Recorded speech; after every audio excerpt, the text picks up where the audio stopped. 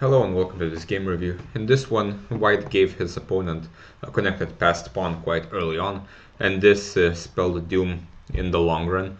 But of course, as usually happens in these games, our opponent gives us chances, and we have to look for these chances, otherwise we will lose. So it started as the triangle. It has a lot of names. It might be called a semi-slab. It's the node boom as well. And here the move c6 creates the threat of taking the pawn on c4 and then defending it with b5. So in general, if we are a bit scared of losing this pawn, we can just exchange here and play the Carlsbad structure. There is absolutely nothing wrong with this. e3, bishop d3, then develop the knight, and either play the minority attack or try to play e4. Instead, White plays knight f3, and this allows Black to take this pawn. White does have compensation, of course, as this is the queen's gambit, and White usually has a good center, but it is a bit risky. b5, a4, this is the correct move, trying to create tension before Black has made all of the consolidatory moves. So a4, b4, and knight a2.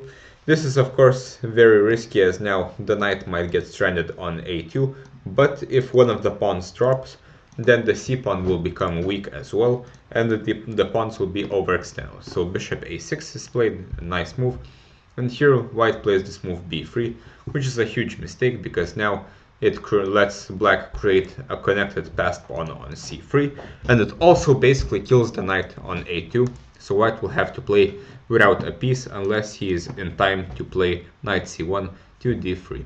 So instead, White should have played a pawn down, and this is kind of the risky part of giving up the pawn on c4. We kind of have to just play for long-term compensation. For example, knight f6, and we can play knight d2 to try to get the pawn back here. And if c3, for example, Black can try to give up this pawn by exchanging pieces. bc, bishop f1, for example, king f1, and here in such a position, White has lost his castling rights, but he does have a strong center. He can play f3, king f2, or something similar, and he will be able to connect rooks eventually. Instead, after b3, this simply gives a connected passed pawn. So now we have to understand that not only is Black a pawn ahead, he has a very strong pawn on c3, which means all of the endings will be winning, which means Black has a huge static advantage. So White automatically has to look for dynamic possibilities. So he starts by exchanging the bishops and developing the queen with tempo. Here knight c7 happens, but this is not accurate. Black should have defended the knight on a6, as it still has a use in preparing c5, getting rid of this backward c-pawn, and eventually putting the knight on c5. But knight c6 happens, and White finds a nice move, queen c4, attacking the pawn on c6 as well as the one on b4. Now White should be able to get one of the pawns back. Black plays queen d6, seemingly defending both pawns, but now White should have found this tactical combination, which starts with knight takes b4, and now it seems that while Black can take back, but if he does, then queen takes c6 happens, and after king d8, this knight is defended and this rook is defended, but at the end of this, White is almost winning after bishop cf4 or bishop a3, developing the bishop in either case. And White has ideas of knight e5, threatening not only the fork on f7 but also queen d7 mate. He will castle in short order, and even though Black is a full piece ahead, White has a huge lead in development, so only just because Black has a piece ahead doesn't mean the piece is actually playing. So this is quite an instructive combination. White gives up material to attack the opponent's king, which is stuck in the center. Already we can see that White had a lead in development, so we should try to use it. Another idea is g3 with the simple threat of bishop f4. So this is quite achievable as well, as the bishop will be quite strong on the f4 square, either kicking the queen away from the pawn on b4 or from the pawn on c6, and White is doing extremely well here as well. Instead, knight e5 happens. White attacks this pawn, but Black simply develops with c5. This was his plan anyway. now castles, and black could just play queen d4. And the white is completely lost here because black is forcing the queen exchange due to the attacked knight on e5. So instead white should have at least played bishop e3 to defend the pawn on d4.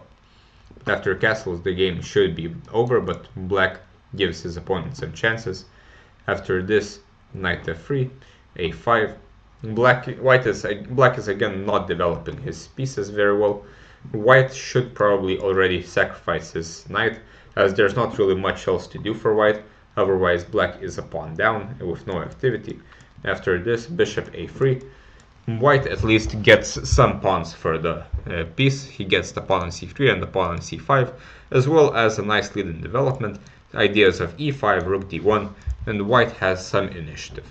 Instead dc happens, queen c5, queen d3. Of course, white doesn't want to exchange queens, but this runs into rook d8, developing a piece with tempo. Queen e2, knight e7, bishop e3, but white's initiative shouldn't really get too much. And here black still hasn't castled, so he should close the position, castle, and then continue. As you can see, these pawns are still restricting the knight, and any endgame is winning because of this connected passed pawn. So black should just play f5, then develop the knight, develop the bishop, castle, and it should be quite an easy win for black. Instead knight d5, but this allows white to open up the position somewhat, play knight d4, attack a little bit with tempo, rook a d1, and here white gets this nice chance to give this check, which he does, and the queen f7 happens, which is natural. But here again white could have found a saving tactic, which is not very simple, but it is very logical. Black's king is in the center, so we should look for checks, captures, and attacks.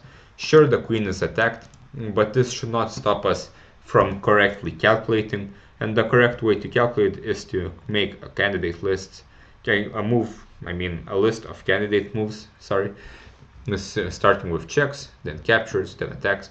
So checks, this is the only check, and of course we don't really want to exchange queens, and there's no real follow-up.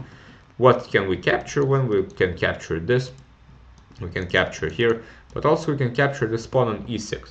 And surprisingly, this pawn, even though it looks defended twice, and the queen is saying, this pawn can be captured. After this, white takes the bishop with a fork, gets the queen back, and has a winning position.